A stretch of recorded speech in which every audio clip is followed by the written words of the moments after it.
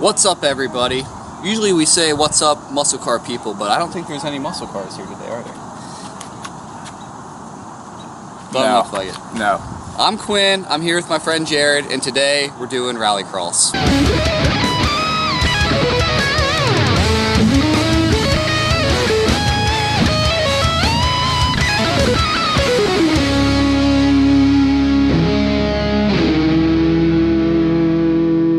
So we've made one or two rallycross videos in the past, but we've never really gotten into the nitty-gritty of what rallycross really is, what you can expect, and how some of the classifications and rules really work. So Jared, just tell us briefly, what is rallycross? It's autocross in the dirt. So it's setting up a course with cones in a field and racing. That's pretty much it. It's no different than autocross in terms of the racing, it's just the surface is different. And then accordingly all the cars and modifications are usually a little different as well. Which takes us into my next question is, how do classes compare here to autocross? Are there more, are there less? There's a lot less in rallycross, and it's a lot more based on the drivetrain. There's front, all, and rear wheel drive classes, and then within each of them there's stock or street, which is you can get brakes, tires, and shocks, not a lot of modifications. Prepared, which is your basic like bolt-ons, and then modified, which is like full race car, like gutted interior, gravel tires, the whole 9 yards. And autocross, it's totally different. It varies by manufacturer. Yeah, there's a lot more in autocross, put it that way.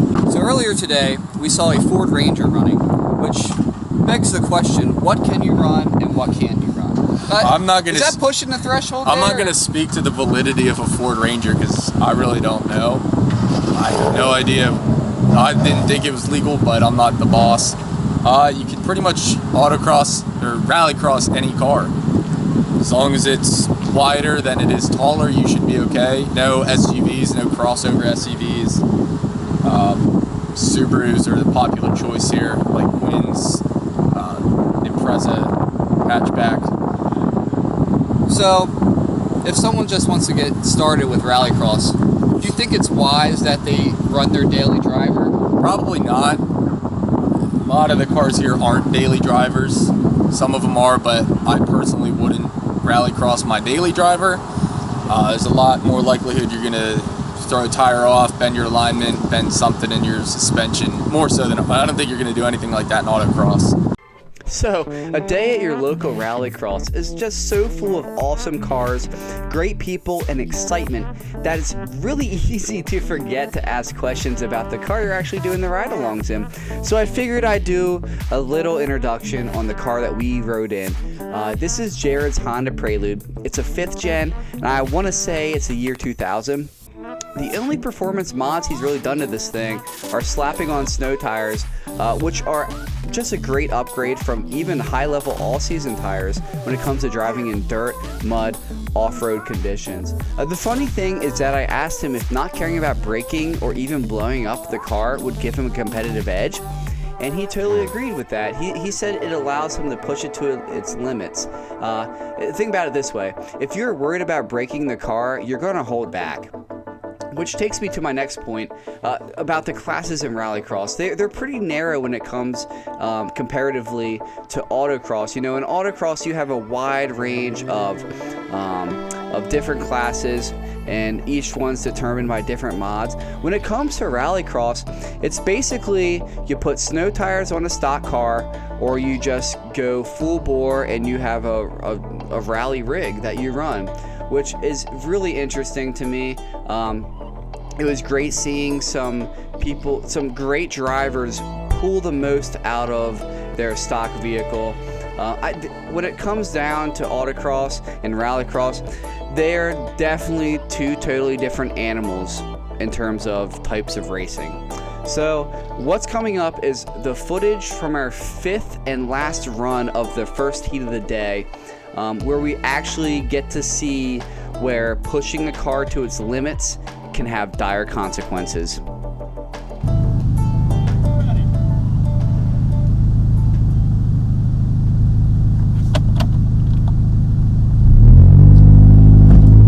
Nope, that did nothing.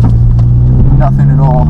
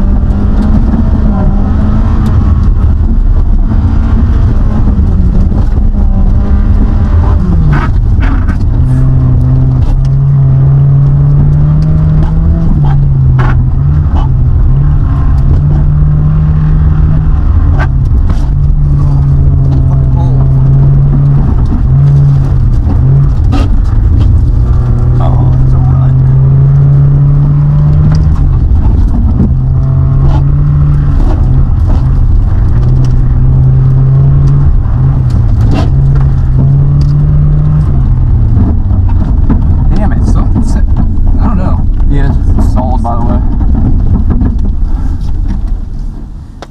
Sounded kind of weird. It's not good.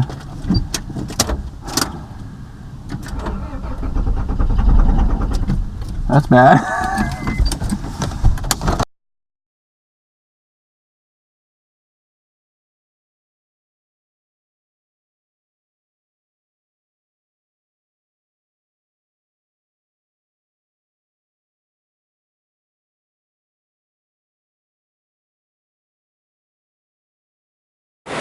All right, Jared, give us a recap. Well, we ran pretty well. The first run was a little slow, getting used to the grip and not grip and whatever, and we did pretty well after that. On the last run, however, we stalled right at the finish line, and it's at like 240 degrees right now, cooling temp. So It doesn't want to start. So I guess you're going to try and run this afternoon if it fires back up? Absolutely. We're going to try to run it. We're going to let it cool down for 45 minutes and see what happens. All right, man. Well, best of luck. So after concluding that the Prelude had most likely suffered catastrophic failure, Jared decided to take the chance of driving his Fiesta ST, which not only is his daily driver, but is also his main autocross car and is currently equipped with summer tires.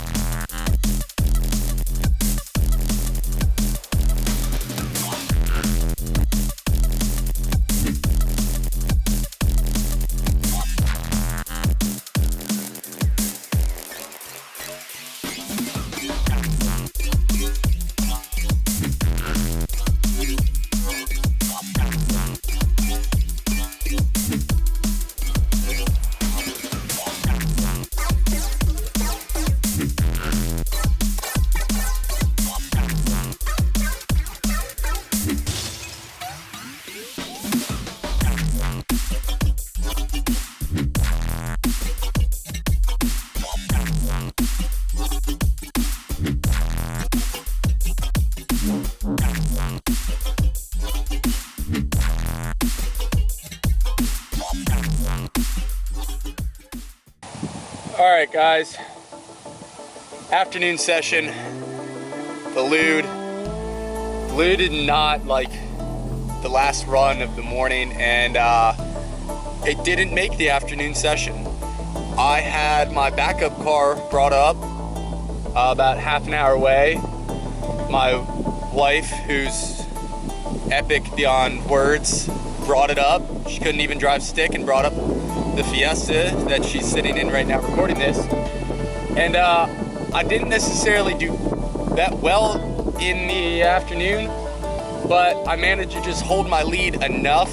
It was closing with every run, but I managed to just keep a lead enough to maintain first in class for the day, and that's all that mattered. In my Ford Fiesta with its autocross tires and whatever. The Lude does run currently. It does start. It idles okay. You give it a little revs and it's, I'm pretty sure, rod knock. Yeah, right now we just got to get that car back to the garage, and we'll see what happens next Rallycross. But I hope you guys liked it. Hope you come out for one of these. Like I said, don't bring your dailies. It's not recommended because you got to drive it home, you're screwed. Good thing I've got an extra and a great wife. But thanks for watching. And if you got a fast car, you better bring it.